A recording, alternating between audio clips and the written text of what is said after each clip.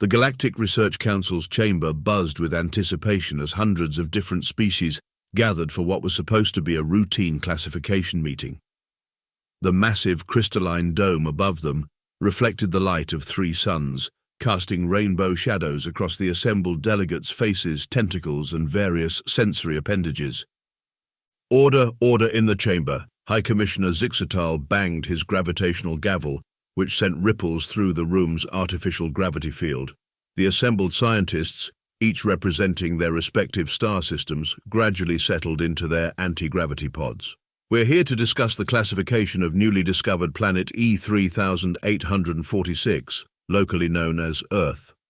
Dr. Crix, the lead xenobiologist, floated forward in his containment suit. His 8 eyes blinked in sequence as he activated the holographic display. Distinguished colleagues, our initial surveys of this death world have revealed fascinating predator hierarchies that— Death world, interrupted Councillor Vian, her bioluminescent patches flashing with skepticism. Isn't that a bit dramatic? I assure you, Councillor, Crix's tentacles waved dismissively, the classification is accurate. The planet's gravity alone would crush most of our species, but that's not why we're here. He gestured, and the hologram shifted to show a massive feline creature. This is what the locals call a lion. Our analysis suggests it's the apex predator of its primary continent. The chamber filled with murmurs and the occasional squeak of terror as the holographic lion roared, its massive teeth gleaming. Several delegates instinctively activated their personal shield generators. Fascinating, Professor Urex chirped from her perch, all 4 of her wings vibrating with excitement. Look at those retractable claws, the muscular structure, the binocular vision, truly a perfect killing machine. High Commissioner Zixatal leaned forward, his crystalline exoskeleton catching the light. And you're certain this is the dominant predator species? All evidence points to it, Crix confirmed, his tentacles forming what passed for a smug smile in his species. They hunt in organized groups called prides, demonstrate complex social behaviors, and have no natural predators. The local extinction rates of their prey species clearly indicate their superiority in the food chain. Well then, Zixatal declared, I believe we can proceed with classification. Planet E3846 Earth is hereby designated as a Class 3 death world, with the lion catalogued as its apex predator. Standard contact protocols will be— Sir, a tiny voice squeaked from the back of the chamber. A junior researcher, barely the size of a standard datapad, raised one of their 12 appendages. I've been analyzing some anomalous readings from our long-range scanners. Not now, Crix snapped. We've already established the dominance hierarchy. The data is clear. The High Commissioner banged his gavel again. Classification approved. Let's proceed with the next item on our agenda. The curious case of methane-based lifeforms in the Crab Nebula's outer rim. As the meeting continued, nobody noticed the junior researchers' worried expression as they stared at their datapad, displaying strange energy signatures from Earth's urban centers. Nobody paid attention to the patterns that didn't quite fit their neat classification. After all, what could possibly be more dangerous than the mighty lion? They were about to find out just how wrong they were. 2 solar cycles after the classification meeting, the research vessel Impeccable Logic orbited Earth at a safe distance. Dr. Crix stood before his hastily assembled team, his tentacles twitching with what he assured everyone was excitement, not nervousness. Welcome, brave scientists, he announced to the dozen specialists crammed into the ship's briefing room. You've been chosen for this mission because you're the best in your fields. Also, because nobody else volunteered. The assembled team shifted uncomfortably in their reinforced environmental suits. Each one had been custom designed to withstand what they believed was their greatest threat: lion attacks. Lieutenant Puix, the security chief, stepped forward. Her crystalline armor clinked as she moved. Covered in so many protective layers, she looked like a disco ball with legs. I've studied every piece of data we have on these lions. Our suits can withstand up to 3,000 megachomps of bite force. Megachomps isn't a real unit of measurement, muttered Dr. Vex, the physicist, who had insisted on adding a portable black hole generator to his suit, just in case. It is now, Pix retorted, proudly displaying her suit's retractable spikes. I've also added these pointy bits. Lions hate pointy bits, probably. Dr. Crix activated the holographic display showing their landing zone. We'll be touching down in what the locals call Africa, Our scans show it has the highest concentration of lions, making it perfect for our research. Question. Professor Urix raised one of her wings. She had refused to wear a standard suit, instead opting for what she called a lion-proof bubble, essentially a hamster ball made of transparent ultra-steel. What if we encounter a whole pride? I've added these treats. She held up a bag of what appeared to be glowing blue kibble. Those are antimatter pellets, Dr. Vex shrieked. Yes, but I've shaped them like fish. Cats love fish. Dr. Crix's tentacles drooped. Please don't try to feed antimatter to the wildlife. Remember the incident with the space dolphins? The team collectively shuddered. They were still finding quantum bubbles from that disaster. Now, Crix continued, we've prepared for every possible lion-related scenario. Dr. Mix, please demonstrate the lion deterrent system. The ship's technologist waddled forward in a suit so packed with gadgets she looked like a walking hardware store. Observe! She pressed a button and her suit emitted a high-pitched sound. This replicates the roar of a superior predator. That sounds like a squeaky toy, someone observed. Exactly, what self-respecting lion would challenge that? Lieutenant Pwix activated her suit's holographic camouflage, which made her look like a giant ball of yarn. And if all else fails, we'll distract them with this. Dr. Crix tried to maintain his professional composure, but one of his eyes started twitching. Right. Well, let's review the emergency protocols. In case of lion encounter, first, activate your personal force field. Second, deploy the sonic deterrent. Third, throw the antimatter fish. I knew they'd be useful. Which is not approved protocol, Professor Urix. Fourth, curl into a ball and hope your suit's pointy bits work. The junior researcher from the council meeting, now part of the team thanks to a clerical error, raised a tentative appendage. Shouldn't we be more concerned about the strange energy readings from the urban regions? My calculations suggest... Not now, junior researcher, what was your name again? Right, not now, Blip, we're focusing on real threats here. Dr. Crix turned back to the team. Remember, we're making history. The first detailed study of Earth's apex predator. What could possibly go wrong? Blip sighed and looked at their datapad where red warning indicators continued to flash, completely ignored. Now everyone get some rest. Tomorrow we make first contact with the most dangerous species on Earth. Well, from a safe distance.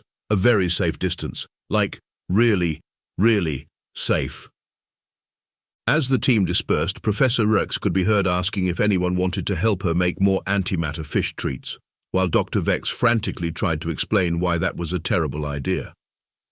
In the background, Lieutenant Poix practiced her yarn ball impression, rolling around the corridor while making meow sounds she'd learned from the database, completely butchering the pronunciation. None of them noticed Blip's datapad showing a new alert. Multiple artificial satellites detected. Advanced technology signatures, inconsistent with current classification. The research vessel, Impeccable Logic, touched down in the Serengeti at local dawn, its cloaking field scattering the morning light. A herd of wildebeest nearby continued grazing, completely unaware that they were about to witness the most over-prepared first contact in galactic history. Temperature, 298 Kelvin. Gravity, still horrible. Air composition, mostly nitrogen, with enough oxygen to make everything extremely flammable, Dr. Vex announced from inside his walking fortress of a suit. Why would anything choose to live here? The main hatch opened with a dramatic hiss, deploying a ramp that no one used because they all had anti-gravity modules. Dr. Crix floated out first, his tentacles wrapped tightly around a datapad. Remember everyone, we're here to observe the lions. Try to look professional. Professor Works promptly rolled past him in her lion-proof bubble, scattering a group of startled zebras. This is amazing. Look at all the prey species. They're so stripy. Professor, please maintain formation, Crix began, but was interrupted by Lieutenant Pwix activating her yarn ball camouflage. Don't worry, sir. I'm blending in perfectly with the natural environment. A passing giraffe gave her a look that somehow managed to convey several generations' worth of judgment. The team spread out across the savannah, their suits' sensors whirring and beeping as they collected data. Dr. Mix's sound deterrent system kept activating randomly, causing a nearby troop of baboons to stare at them in confused fascination. Oh, movement in the grass, Professor Urix announced, her bubble rolling faster with excitement. Could it be? A cheetah burst from the grass, took one look at the assembled aliens, and decided that whatever it had been chasing wasn't worth dealing with, whatever this was. It made a tactical retreat, its expression suggesting it was seriously reconsidering its life choices.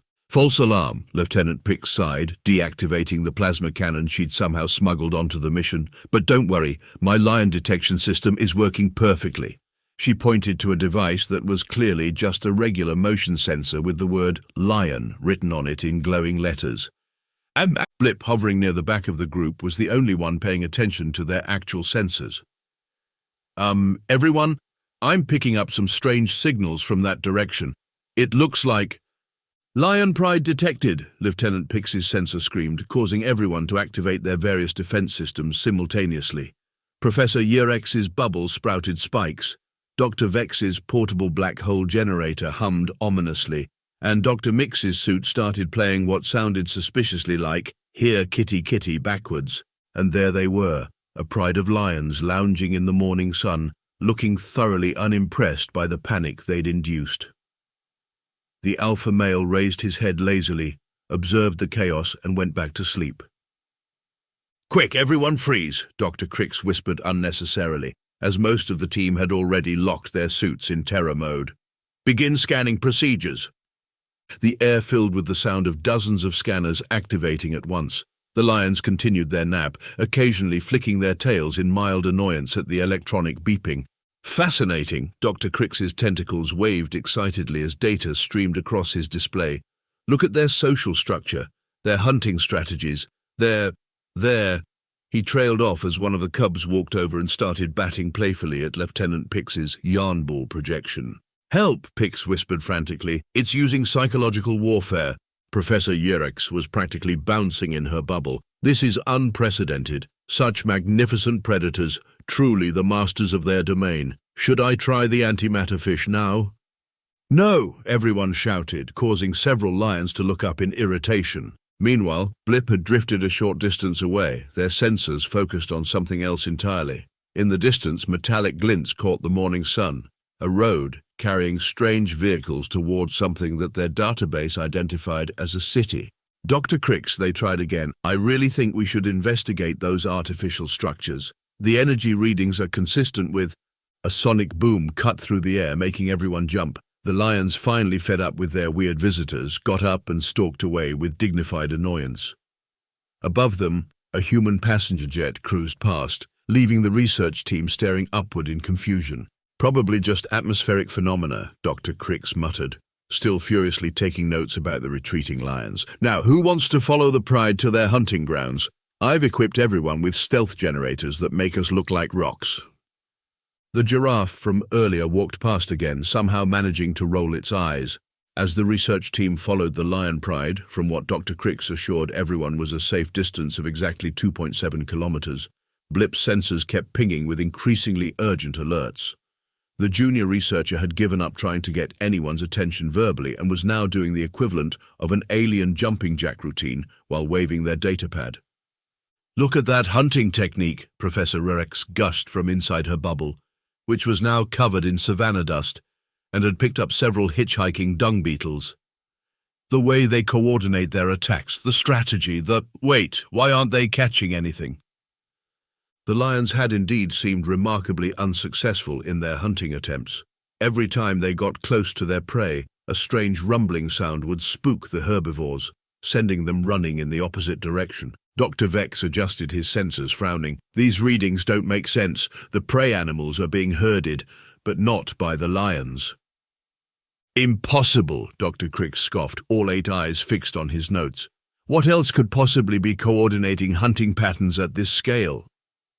That's when they heard it again, the rumbling sound getting closer. Lieutenant Pix's lion detector started spinning in confused circles.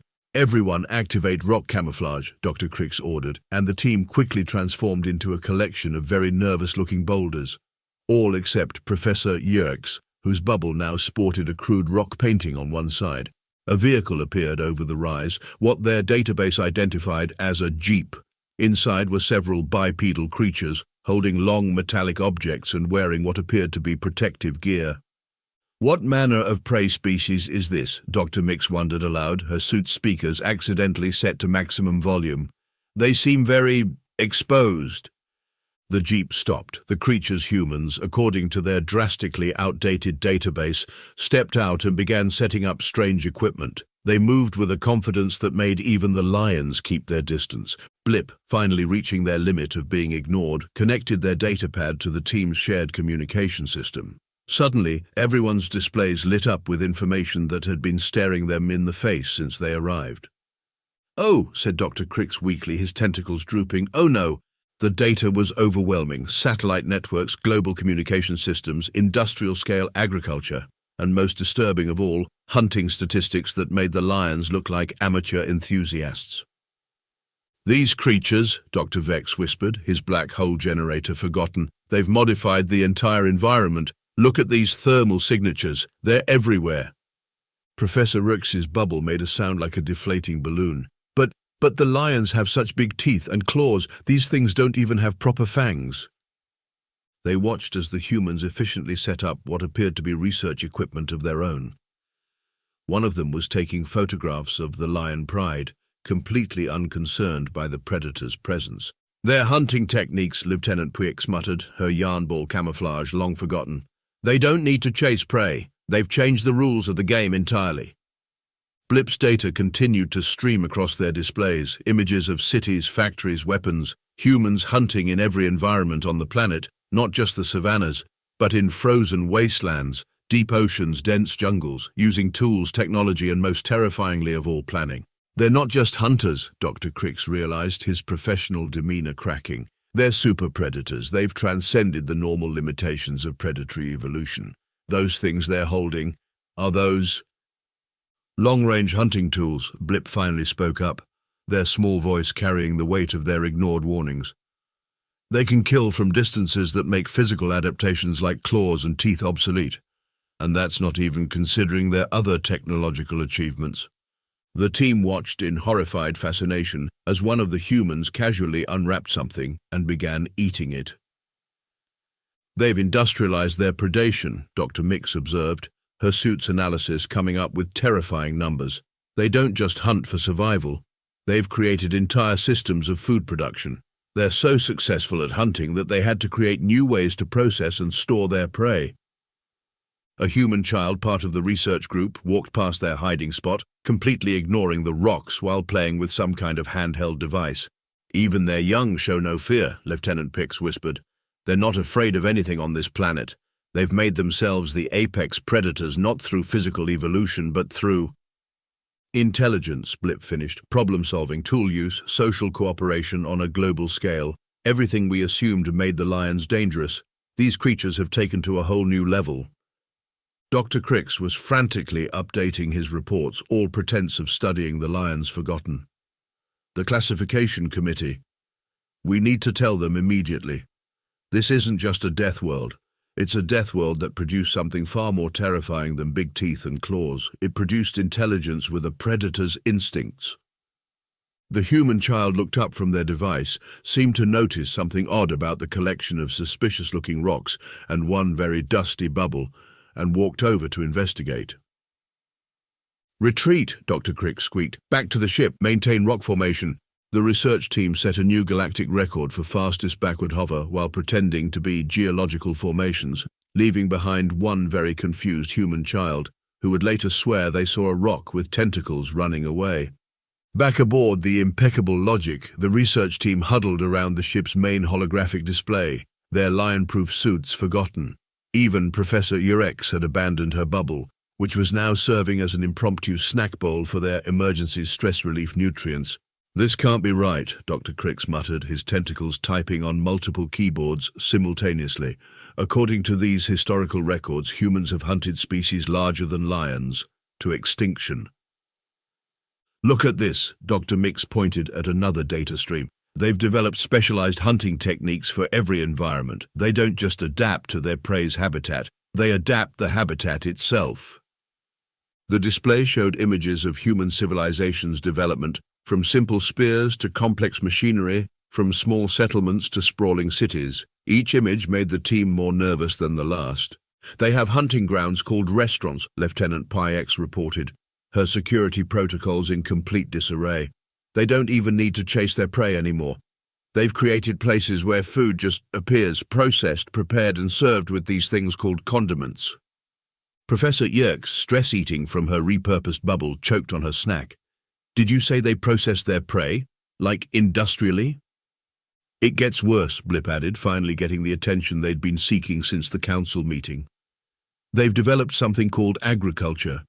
They don't just hunt their prey, they systematically breed and raise them in controlled environments. The team stared at images of massive farming complexes and cattle ranches. Dr. Vex's portable black hole generator gave a sympathetic whimper. By all that's logical, Dr. Crix breathed, they've turned predation into a science, an art form. They're not just hunters, they're engineers of death, Professor Yerkes wailed, diving back into her bubble. Did you know they have something called cooking shows? They turn prey preparation into entertainment.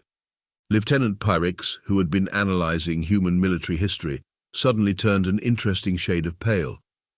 You think that's bad? Look at what they do to each other. They've turned hunting techniques into sports. They have competitions just to prove who's the better predator. The display shifted to show Olympic events, martial arts tournaments and various sports. The team watched in horror as humans voluntarily engaged in activities that mimicked hunting and combat scenarios. Their young practice predatory behaviors through something called video games, Dr. Mix observed, her suit sensors thoroughly confused by the concept. They simulate hunting scenarios for fun. Dr. Crix was frantically updating the classification reports. This changes everything. The lions aren't the apex predators, they're just the most visible ones. The humans have created a whole new category of predation. Look at their dwellings, Blip pointed out, showing images of cities. They build artificial caves that scratch the sky. They've created their own ecosystems. They've even started exploring beyond their world. A horrified silence fell over the team as that last bit of information sank in. Spacefaring predators, Lieutenant Pwix whispered, her yarn ball camouflage activating from pure stress. The galaxy isn't ready for this. Dr. Vex, who had been unusually quiet, suddenly spoke up. Has anyone noticed that our ship's cloaking device isn't working anymore? According to these readings, we're being observed. The team rushed to the view screens. Outside, a group of human scientists had gathered, pointing various instruments at their supposedly invisible ship. One was excitedly talking into a communication device, while another was setting up what appeared to be a welcome banner. They knew we were here the whole time, Blip realized. All our sophisticated camouflage, our stealth technology. Outsmarted by prey that learned to become better predators than the predators, Dr. Crix finished, all 8 eyes wide with realization. No wonder they weren't afraid of the lions. To them, we probably look like a bunch of weird rocks and a dusty hamster ball, Professor Yerkes suggested from inside her bubble. Through the view screen they watched as more humans arrived, some in official-looking vehicles. One of them was holding what appeared to be a plate of something. Are they bringing us food? Dr. Mix asked incredulously. The ultimate power move, Lieutenant Pwix whispered, showing off their prey processing capabilities right from the start. Dr. Crix looked at his team, then at the welcoming committee outside, and made a decision. Prepare for official first contact, and someone please tell Professor Yerkes to leave the antimatter fish treats behind. The Galactic Council's emergency session was called to order with such urgency that several delegates hadn't even had time to properly materialize their formal tentacles. High Commissioner Zixatal's crystalline exoskeleton was actually showing stress fractures as he reviewed the preliminary reports. You mean to tell me, he began, his voice crackling with disbelief, that we classified the wrong species as the apex predator? Dr. Crix, now broadcasting from the impeccable Logics communication room, nodded, all 8 eyes simultaneously.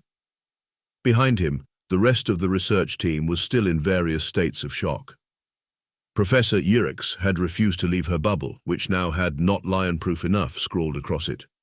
Distinguished colleagues, Crix began, his tentacles trembling slightly, we have made a significant error in our initial assessment. The creatures known as humans have demonstrated predatory capabilities that transcend our traditional classification system. The holographic display activated, showing a timeline of human evolution and technological development.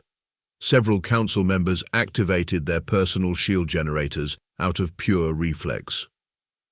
As you can see, Dr. Mix chimed in, her suit now decorated with human warning signs she didn't quite understand. They began as persistence hunters. They would simply follow their prey until it collapsed from exhaustion.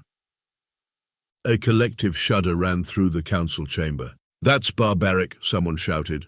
"That's just the beginning," Lieutenant Puix added, still in yarn ball mode, despite being nowhere near any lions. They developed ranged weapons, tools that could kill from distances their prey couldn't even comprehend. They turned hunting into a long-distance hobby. The display showed human weapons development through the ages. Councillor Vian's bioluminescent patches turned a disturbing shade of green. "But surely," she stammered, "they must have natural predators that keep them in check." "That's just it," Blip spoke up, their small voice carrying unexpected authority. "They became so efficient at hunting that they had to start protecting their former predators. They created something called conservation programs. They literally maintained populations of predators that used to hunt them." The council chamber erupted in chaos. Several delegates began stress-molting. "Order, order!" High Commissioner Zixtal's gavel created a small gravitational anomaly. "Continue with your report, Dr. Crix." "The humans have developed something called supermarkets," Crix continued, his professional demeanor cracking slightly. "Imagine, if you will, a place where processed prey items are arranged in neat rows, labeled with their nutritional content and sold in something called bulk discounts." Professor Irex's bubble made a sound like a squeaky toy having an existential crisis. "They've weaponized mathematics," Dr. Vex added hysterically. "They calculate price per unit. They have loyalty programs. They've turned predation into a rewards-based system." The display showed images of human cities, factories, and space programs. Each new picture caused more council members to activate their emergency transportation devices. "And now," Dr. Crix concluded, "they're reaching for the stars. They're not content with being the apex predators of their world. They're looking to expand." "What are their weaknesses?" someone asked desperately. "Well," Lieutenant Pix consulted her notes, "they seem to have a bizarre weakness for small, furry creatures with large eyes. They often adopt predators like cats and dogs into their family units, providing them with food and shelter in exchange for something called emotional support. They domesticated predators. The High Commissioner's exoskeleton developed another stress fracture for emotional reasons. They're so advanced at predation that they turn some of their hunting instincts into entertainment," Dr. Mix added. "They have something called action movies where they simulate hunting and combat scenarios for fun." The council chamber fell silent as the implications sank in. Finally, High Commissioner Zixtal spoke, his voice heavy with revelation. "It seems we must completely revise our classification system. Earth isn't just a death world, it's a world that produced predators so successful they had to invent new ways to express their predatory instincts. May the great void help us all." In the background, Professor Urix could be heard quietly singing a morning song from inside her bubble, while Dr. Vex's portable black hole generator hummed in harmony. One standard galactic month later, the Galactic Research Council released its updated classification of Earth, along with a completely revised set of first contact protocols. The document, spanning several thousand pages, included numerous warning labels and at least 3 different types of hazard symbols. Official classification update: Planet E3846, Earth. Previous classification: Death World, Class 3. New classification: Apex Predator Civilization. Warning: approach with extreme caution. Note: previous Apex Predator designation Lion reclassified to surprisingly chill considering the circumstances. Dr. Crix, now heading the newly formed Human Studies Department, had insisted on adding several appendices to the protocol handbook. Appendix A: Things to remember about humans. They will offer you food. This is not a threat display, but actually a social bonding ritual. Probably. Do not mention how inefficient their physical forms are. They know, and they're oddly proud of overcoming it. If a human says, "Hold my beer," immediately evacuate to a safe distance. Lieutenant Puix contributed her own security recommendations. Recommended safety procedures. Yarn-based camouflage is ineffective. They find it cute. Do not attempt to outrun them. They invented something called marathon running for fun. If threatened, do not play dead. They have medical science and will try to save you. Offering them antimatter fish treats is strictly prohibited. Yes, Professor Urex, this means you. Professor Urex, who had finally emerged from her bubble, now repurposed as a therapeutic relaxation chamber, added her behavioral observations. Human paradoxes. They created weapons capable of destroying their planet but also spend resources protecting small, endangered insects. They simultaneously fear and explore their oceans, which they haven't fully mapped despite conquering most of their planet. They invented something called pet clothes for predators they've converted into companions. They watch documentaries about their own predatory nature while cuddling domesticated animals. Dr. Mix's technological assessment was particularly concerning. Technological notes. They detected our stealth technology immediately but pretended not to notice to be polite. They have something called pizza delivery that can find any location within 30 minutes. They've turned their predatory pattern recognition into something called scientific method. They made a global communication network and primarily use it to share pictures of small animals. Even Blip, now promoted to senior researcher of human paradox studies, contributed important contradictions. They created artificial intelligences to help them be better predators, but also write poetry. They simulate hunting through video games while eating processed prey they purchased from vending machines. They put wheels on everything, including their shoes. They conquered their world's highest peaks because they were there.